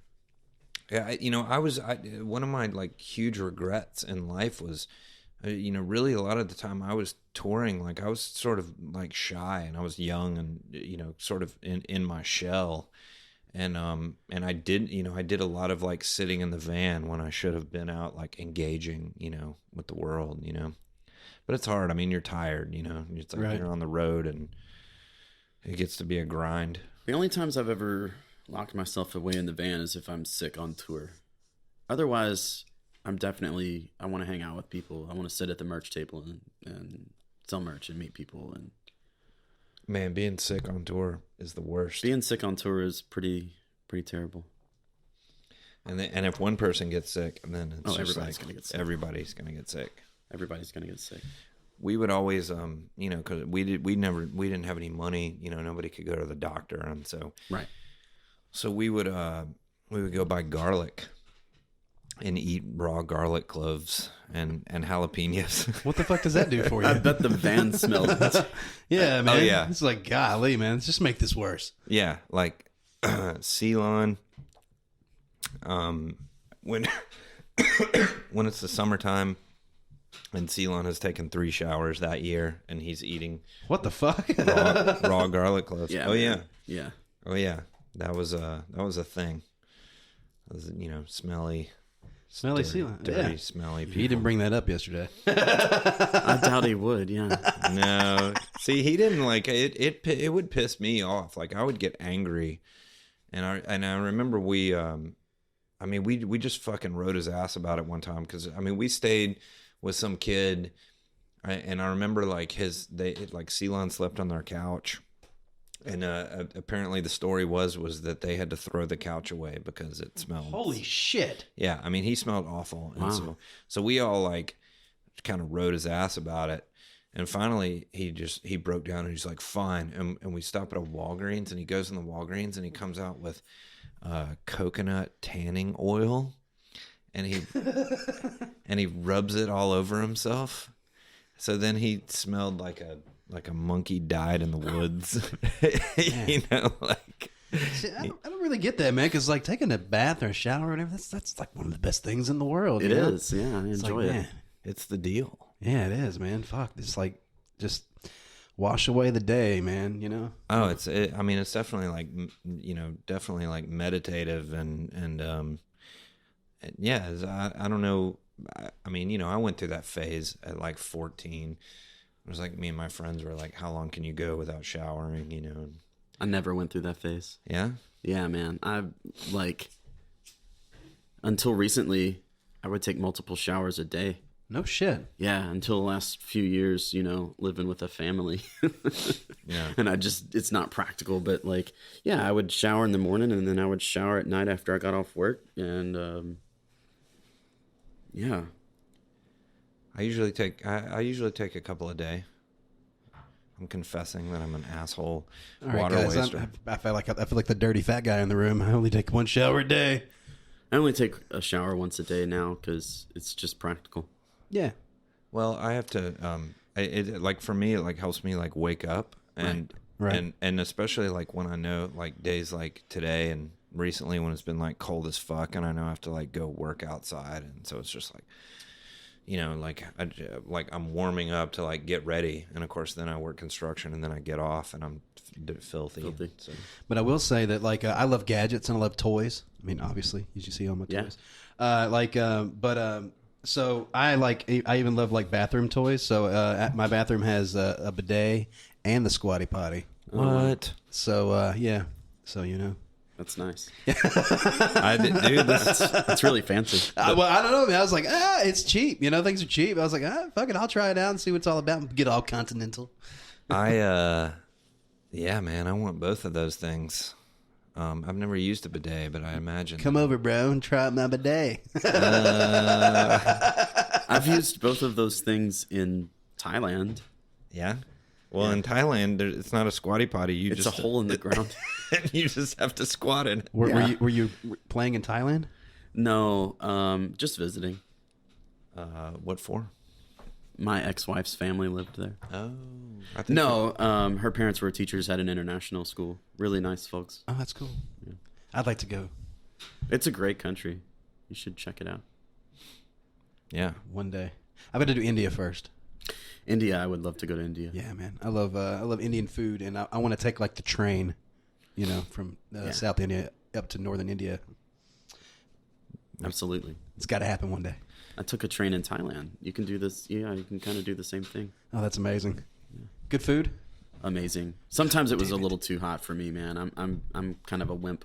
Oh man. Yeah, because they use those little bitty tiny chilies that are like fucking evil. Those things will light you up. Yes. And it's all hot. It's like it's on the equator. It's tropical, Bangkok. huh? Bangkok is on the equator, or just north of the equator. So you're just like sweating your ass off anyways. I loved that part. And then of you it. eat a hot pepper. Yeah. And then you're squatting over a hole, like spraying. It's like hitting your ankles and shit. Yeah. They have great beer though. They had these. They have lots of beer gardens there, and so they had these things called beer towers, and it would be this long cylinder that would sit on the table, And you fill it up, right? and you fill it up full of beer. But in the middle of it is this like tube of ice. Yeah. It keeps the beer really cold, and there's little spigots at the bottom, and you only pour like little cups of it to keep so it stays cold. Right. I went to a place like that in Ecuador. And it was like the only we went in and they were like serving shawarma, and we just went and ate cuy, which is guinea pig. And I was like, man, I need something that I know. I'm a little weirded out, so we went and got shawarma, and they had the beer tower things, and it was fucking badass. Those are cool, man. It's super fucking cool. How was the guinea pig? Okay, so that's like a national dish there, and Yeah. it's kind of the people just eat it. And so we sit down. It's like a normal, like a nice restaurant, and they like bring out these guinea pigs, like holding them by the scruff of their neck, and they like and you get to like choose which one you want, and they look so sad. Oh man! Wow. And anyway, so I guess we want that one, And they went in the back, and they like and then they bring out other things or whatever to while they're cooking it, and they like put it on a rotisserie. And so I went over and like I have video of it. I went over like a video of them like rotating them on the fire, these rats basically. And then anyway, so they bring it to the table and they're portioning it out for everybody. And then so I'm sitting at the head of the table like I kind of am now, and this guy like passes me down a plate, and it gets down to me, and everybody at the table's looking at me. And they're like best part, and I was like, okay, cool. And I like picked it up and took a bite into it. It was kind of hard when I flipped it over. It's its teeth. They handed me its jaw with the cheek still attached. Because the cheek is the best meat, part. man. Yeah, but it still had the jaw attached to it. And so I'm like, and I like throw it on the plate, and everybody's like starts fucking laughing at me, So you gotta fuck with the American dude. That's the part I want off of a pig, though. Oh, the cheek. The cheek meat, man. Oh man, yeah. But it was greasy, and it was like really oily. And I didn't like the whatever spices they were using. It just had a really strange flavor. But I was like, it's very good. It's very good. I mean, I would assume it was sort of like eating chicken, right? No. More like pheasant. It was more dark meat. It looked more like dark meat, and it was really oily. It was very, very, very greasy. Sounds like pheasant. I had some pheasant recently. How was that? It was good. A friend of mine, She like somebody took her hunting and she got a couple of pheasants and a bunch of quail. Ooh, yeah. She had like a little get together at her house, and you know, I ended up being default having to man the grill. So I was like cooking pheasant and quail on the grill. How'd they come out? It was, I mean, it was. Because I'd be like, I don't know how long to cook it. It was, like no, it was quail. delicious. There's a restaurant in Grenada, Mississippi called Jake and Rips, and they have quail on the menu. Yes, It's good. Jake and Rips. Jake and Rips. They're 2 hunting dogs. Where is it? Grenada, Mississippi. Grenada. Okay. I'll make a note of that. I love going to crazy, weird, different restaurants. It's a pretty well-known establishment. I wouldn't say it's like crazy. Well, stuff that is crazy to me. I don't know what it is, Ben Abney. I spent some time in Grenada. I've spent a bit of time in Mississippi. I used to work in archaeology, so No shit. yeah, I traveled around a lot, working different sites and stuff like that. I always wanted to, like, when I was a kid, I was like, I want to be an archaeologist. Like, so, like, tell me about being an archaeologist. It's a lot of travel. It's about 80% travel. No shit. And most of what you get is in cultural resource management.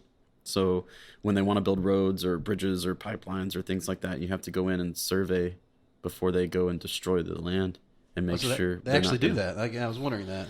Yeah, that's what I did. That was my job, was to go in and check it out, make sure they weren't going to roll through, prehistoric Native American sites that were pretty important. So is that just like research? Or do you actually run out there and like use what's that, LiDAR or whatever, like where they scan the grounds and make sure there's nothing there? Or? We would do that, but mostly we would just do what are called shovel tests, and we'd have a team of people out in the woods, however many we needed, say 50 meters apart from each other. And we'd move in one direction like a grid, Right. and we'd dig a hole and we'd sift through the dirt and we'd find stuff like that. You ever find anything cool? I found lots of prehistoric, stone tools and things like that. No shit. I worked on a really cool prehistoric village site down in Rolling Fork, Mississippi, where there's a museum now. Nice. Wow. I've taken up metal detecting over the last year, so I'm kind of, cool. like I said, it's one of my like things when I was a kid, and so I was like, well, I can't be an archaeologist or do that anymore, but at least I can, get out there and get my metal detector on. Hell I yeah. loved that work. It was really good work. It was just too much travel when you have a family. Yeah. Wow. But that's, a lot of your, just knowing you, I associate that with your music, knowing that like you wrote a lot of music like out in the middle of a Louisiana field. I did. I wrote a lot of music on the road doing that. That was really what started me writing a whole lot of stuff, was being on the road and being in hotel rooms by myself, or being in the hotel rooms with like the crew and stuff, and we'd be up late drinking, and there were other people who played guitar and sang and stuff, and we'd have like parties at night where they were just picking parties, and we'd do that pretty regularly. But you're archaeologists, though. Right. That's fucking baller, dude. Right. I don't know, man. I think that's really awesome, dude. Wow. And That's what really about cool. what about archaeology tour stories? Do you got any? Yeah, man. What's going on up there? Man. Any? I worked with some real characters, man. I worked with this one guy who used to get like real blackout drunk, and he would we'd be out somewhere in Louisiana, and he'd take like the work truck and run it off the road, get arrested, and we'd get a call from the police, or one night he just went knocking on everybody's doors in the middle of the night, just knocking the whole hotel. It's like 3 a.m. Oh my god, dude. Holy shit! Yeah. He would take like Ambien and then drink and then He can't go to do sleep that. and then go to sleep, and then he'd wake up, but he wasn't awake. He would Right. just- yeah. Same thing with what is that? Xanax. People do that. Like you drink on Xanax, it like blacks you out. I never yeah. did that. Yeah, when I was younger, I had some times like that. I've never taken Xanax. I've never been like a pill guy. Yeah, I don't like pills. I'm not a huge pill guy either, but when I was younger, I tried things. Things happened. I'm good with beer and whiskey. Yeah.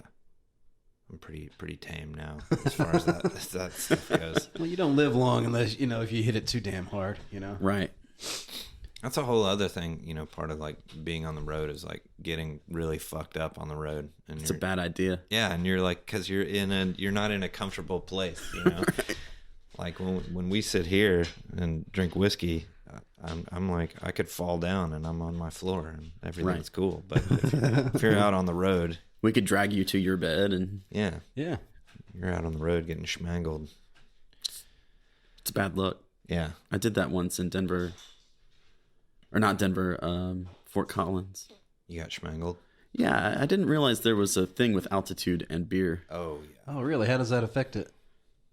Well, the way it affected me was one of the guys in the band didn't drink, like I was talking about the first wave earlier. And so at this particular bar, Surfside 7 in Fort Collins, they give you drink tickets. And basically every member of the band gets their own pitcher, which is quite generous. Yeah. Well, I got my pitcher, and then he didn't want his drink ticket, so I got his pitcher too. So I didn't figure I would need both of them, right? Right. I'm not a big guy. So I sit down with my pitcher and I'm drinking it and I'm not feeling it at all. So I figured like, well, maybe it's lower alcohol content or something like that. Right. I don't know why I was thinking that in Colorado. I finish my pitcher and I'm like, I feel fine. I'm not drunk. I guess I'll go use this other ticket. And so I sit down and I drink the second pitcher and I'm sitting there and the guys come up. They're like, hey, it's time to go. So I was like, all right, cool. So once I stood up, it all hit me at once. Like 2 pitchers of beer just Oh, shit. clicked in. And I was a lot smaller than I am now. Right now, I'm like 190 pounds. At the time, I think I was like 135. Holy shit, dude. Yeah. And you just drank 8 beers. Right. Yeah. Yeah. In a short amount of time, like during the set of a band. Oh, man. And it messed me up pretty bad. I earned a little nickname on that one called Prom Date. And it was a girl that started calling me Prom Date Oh, man. at the Damn house it. we were staying at. Yeah. That's amazing. No, it was fun. The people in Fort Collins were really nice. That's a good name, though. That's pretty good. It's a pretty good one. Do you have a song called Prom Date? I should write one. I should write one. My songs are a little sadder. Typically, they're downer songs. As Christian would say, feels music. Yeah, they're feels music. Yeah, my songs typically have the feels. All the feels. Oh man, I remember those. I remember feelings. As he drinks his beer. Do you want to play a song? Do we want to do that? And Sure. And that'll be the way we wrap it out. Yeah, and we can do that.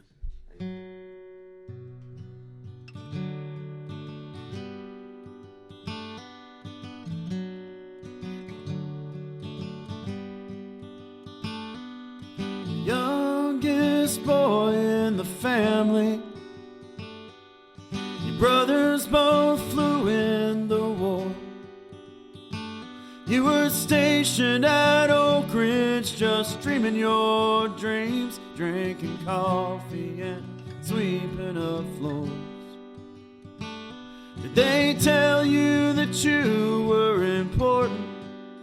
Did they hand out some medals at home for support staff who cleaned up the break room? Stand and watch for the scientists alone.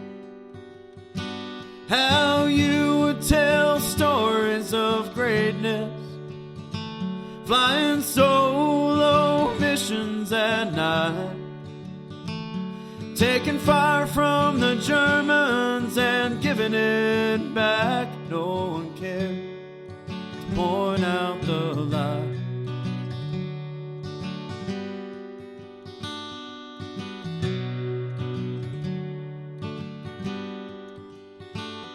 Maybe Einstein was personal friend, and you developed the bomb that would end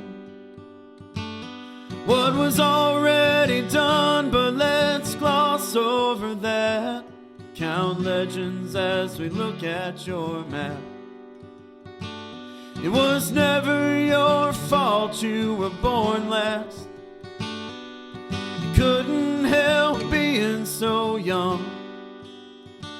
I don't blame you for making up falsehoods, 'cause Uncle Sam never let you leave home. How you would tell stories of greatness, flying solo missions at night, taking fire from the Germans and giving it back. No one cared to point out the lie.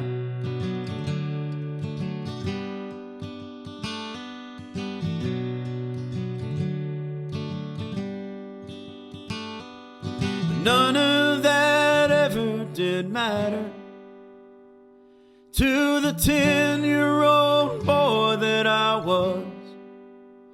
You were a hero to me, with your grits and sweet tea, and you're the one who taught me to cuss. How you would tell stories of greatness, flying solo missions at night, taking fire from the Germans and giving it back. No one cared to point out the lie.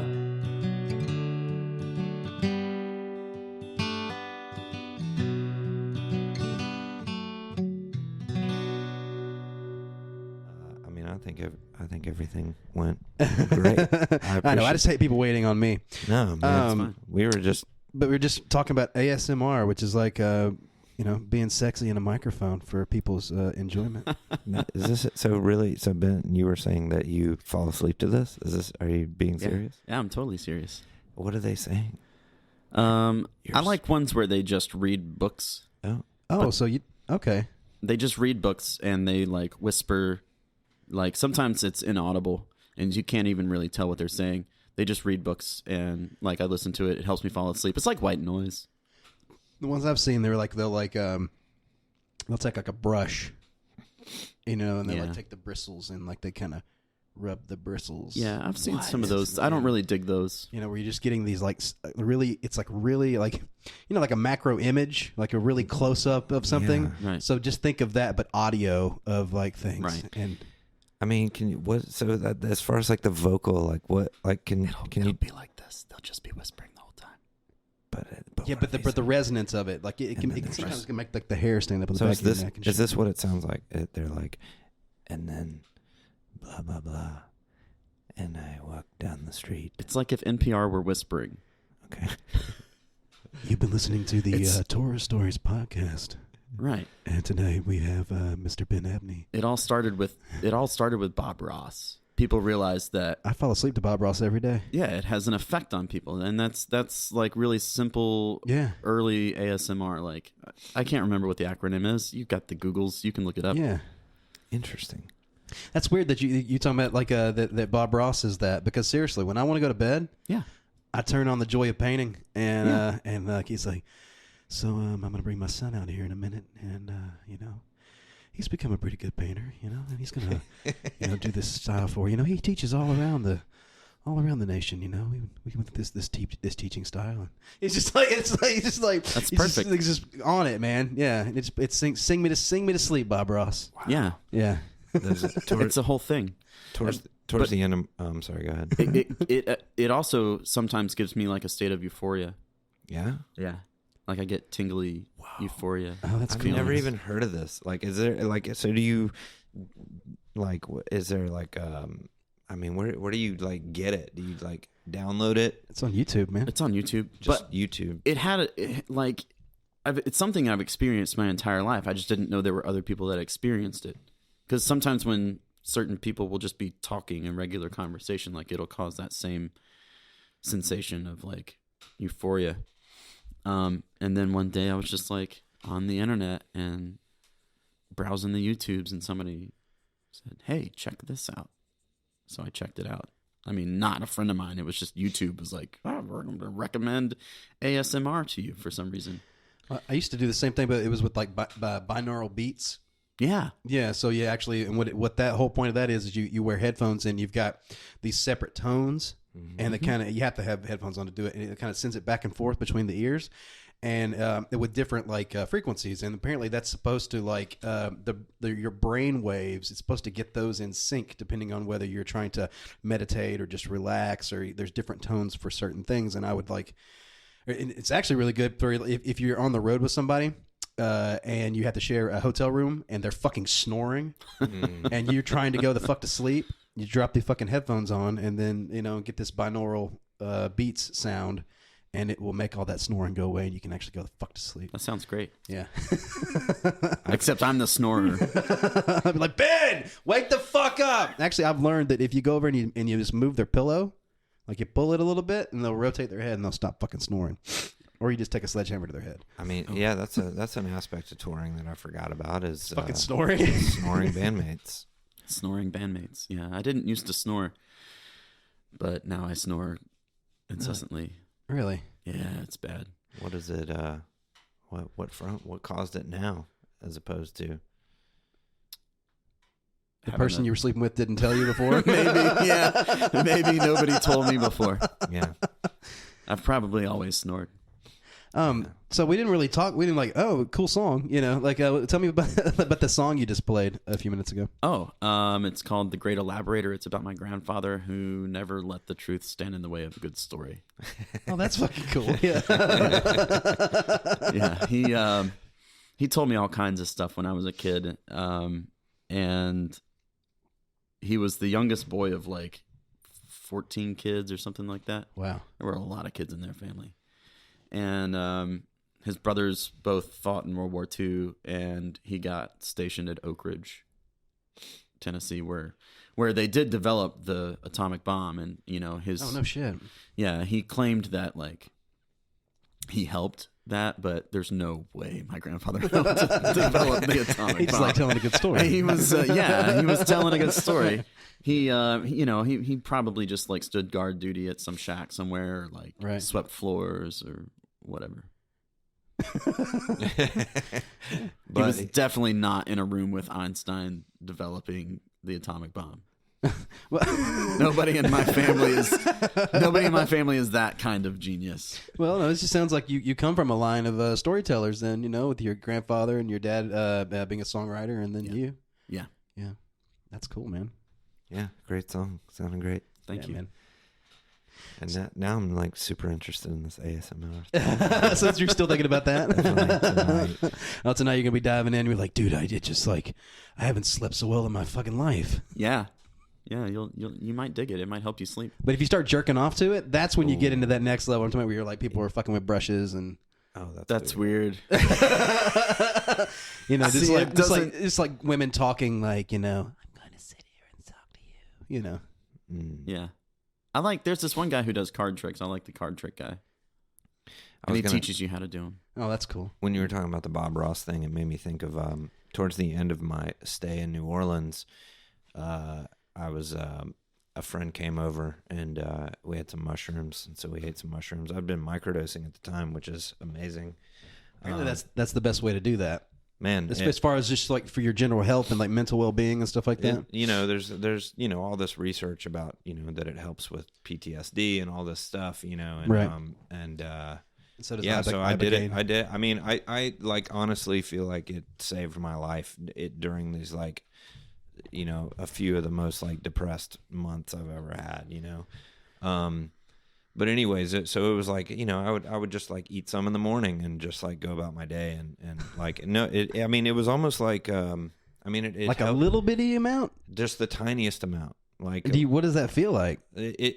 What it did was like, when you get that like little body rush, it's just like a little, like a light body high. Yeah. Like it made me feel like, it made my vision sharper and my hearing sharper, and like it like allowed me to like concentrate more. Yeah. It was like, it was like it was almost like the feeling of like eating like a tiny bit of Adderall or something that just like gives you that like little kick, there was no mental, but at night, so I would do that in the morning, but then sometimes at night, I'd get a little adventurous with it, and eat a little bit more and kind of experience it. But right. my friend came over and we walked to the bar that was in the neighborhood from where we were staying, and both he and I had eaten a sizable amount, so we were definitely like feeling a little, feeling tripped out, and right. And we go in this bar and they're having like painting night. So they have like all these, like you get all these canvases and this pile of like paint supplies and brushes and really? And the little palettes, and whatever. And then on the TV above the bar is fucking Bob Ross. They put on a Bob Ross VHS. And yeah, and so there's all these people at the bar, like sitting at the bar, and they have their little canvas and their paints, and they're like sitting there. That like, is amazing. Looking at Bob Ross real big on the screen, and so me and my friend are like tripped out. But they also have this dude who's like playing guitar. He's like setting the mood. He's playing and he has all these pedals, so it's like outer space guitars. Like, oh, that's badass. He's like the fucking edges in there. Like, yeah, so shoegazing it up. So my friend and I walk in there, and we're just like, "What the fuck is going on? This is so weird." But it was so cool, and Bob Ross is just above it all. I like that. I love that. Little mountains. Yeah, it reminds me, there's like people who go to like shows and they'll like paint a painting while the show's going on. I've seen that. Yeah, like they're feeling the music. Yeah, I feel like I like when bars do like weird little things, and that was definitely that's a cool fucking idea, man. That was like a very that felt like a very New Orleans thing. You just wander into a very weird situation. Like, what is this? This is cool. Right, yeah. It's badass. So, you got any shows coming up? Yeah, I'm playing... Keep in mind, this is like, you're 5 weeks out. That's good, because I don't have a whole lot of shows coming up. Okay. Playing a festival in February in Illinois. It's like a barn party. Yes. And I'm playing March the 1st Downtown Tavern in Jackson, Tennessee, and then April 13th the Sarah Block Party. Okay, awesome. I'll definitely be at that one. That'll be fun. Yeah, man. What about social media, stuff like that? Where can people find you? You can find me, Ben Abney and the Hertz, on Facebook, Ben Abney and the Hertz on Instagram. I don't really Twitter. You don't twit? You don't tweet? Yeah, I don't really tweet. I never really got the hang of it. I'm just now learning how. And it's kind of one of these things where I call it like a now network in that, like, whenever you put something out there, it's going to be out there for like an hour and then it just goes away because there's so much shit that gets piled on top of it. So you got to kind of like just make it part of your day. You're just like, where you're like, and you got to go in and like reply and like, you got to like get in there and play the game. That's what they say. If you tweet at the Ben Abney, you'll get me. It'll notify me and I'll be like, hey, what's up, man? But otherwise I'm not gonna check it. So if you want to hit me up on Twitter, you can, or you can go to my website, benabneymemphis.com. Very cool, man.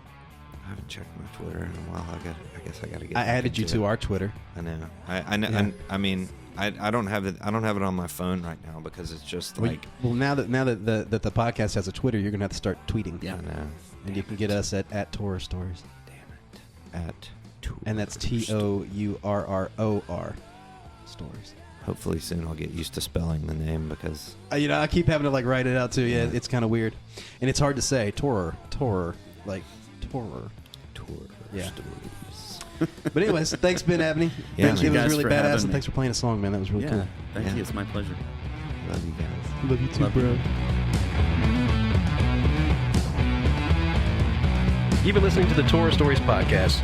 For more like this, you can subscribe to us on iTunes and please leave a 5-star review. You can also get us on Twitter and Instagram at Tourror Stories and on Facebook at facebook.com/Tourror Stories. Please drop us an email at tourrorstoriespod@gmail.com. And thanks again to Dirty Streets for contributing our intro and outro music. You can find them on dirtystreets.bandcamp.com, and I believe their website is dirtystreetsmusic.com. And thank you to all of you for listening.